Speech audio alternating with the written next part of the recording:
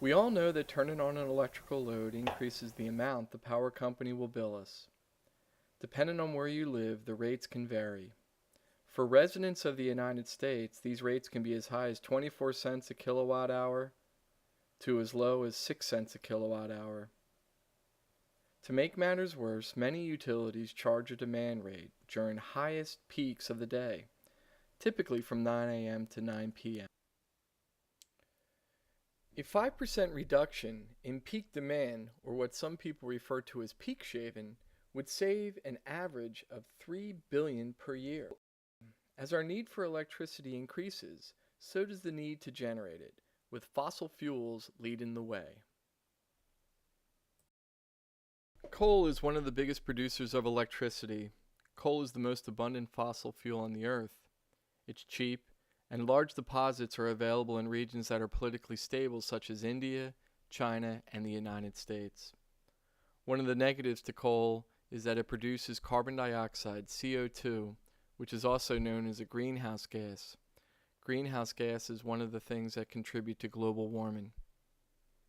Another source of electrical power is natural gas. This is the cleanest of all the fossil fuels. It's used in a lot of the peak power plants, and it also produces greenhouse gas. Nuclear power is another source of electrical power. It's clean.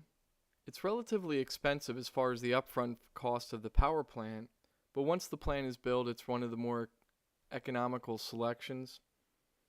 Some of the negatives to nuclear power is its threat to the people and the environment. A great example of this would be the recent Japan disaster. Hydroelectricity is another option. This features renewable power, where you're able to capture flowing or fallen water and generate electricity. Once the power plant is built, this is also one of the more cost-effective methods of producing electrical power. Some of the cons with hydroelectricity is there's not many locations that will allow the plant to be built, and there's potential to have damage to the ecosystem with the loss of land.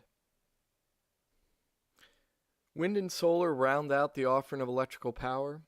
This is renewable technology, which is very clean. Some utilities will even buy back all the excess power produced by these power plants, thus making them profit centers. On the negative side, this technology is not that efficient as of yet. It is very expensive first day, the equipment has a relatively short life cycle, and without government action such as tax credits, this technology is very difficult to justify with respect to total cost of ownership. When you look at a duty cycle for a power plant supplying electricity, it will look a lot like this graph, with the demand highest during normal business hours or working hours, typically 9 a.m. to 5 p.m. This is also when the cooling electrical loads are the highest due to the fact that the sun is at the all-time peak during these hours. Remember, the utility companies must match demand to supply. If supply exceeds demand, the power companies must dump all excess supply, wasting all the energy. If demand is greater than the power plant supplying the energy, they must turn on another power plant and distribute to the place where they need the extra power. That is why there is a demand charge due to the extra operating costs. In an effort to keep peak supply costs relatively low in the United States, there has not been much investment in infrastructure. Due to the lack of infrastructure spending, the utility companies will have to charge a premium for future kilowatts as a result of construction of further power plants as well as distribution networks. To ensure the power companies meet peak demands, they have to build more power plants and infrastructure that are typically utilized less than 400 hours per year. This adds a lot of expense for the utility to operate only to meet peak demands. None of these peak demand power plants provide 100% protection when demand is greater than supply. The results are brownouts when the voltage dips to minimum threshold levels, and worse yet, blackouts occur. Typically in the United States, there's an average of 12 blackouts per year. One solution to this problem is grid storage. But what technology will be used?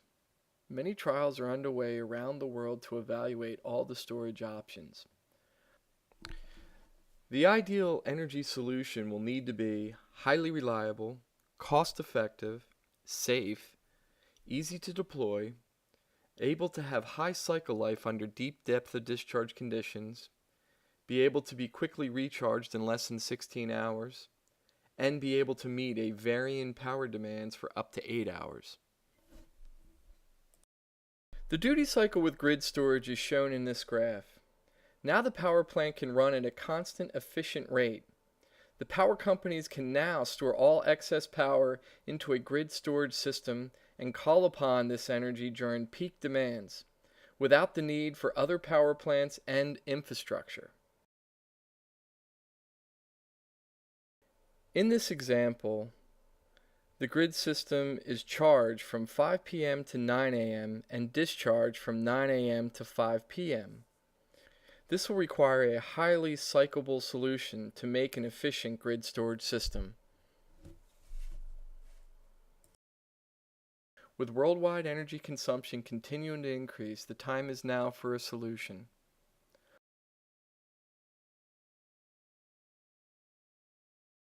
To learn more about energy storage solutions and the smart grid, go to the 2013 New Northeast Battery Conference. Great student rates are available, and they are encouraged to bring their ideas to help solve these problems now. We will have exhibits, technical papers, and the availability to sponsor different portions of the conference. So please check it out. Again, call 610-917-9399 and let's solve this problem now.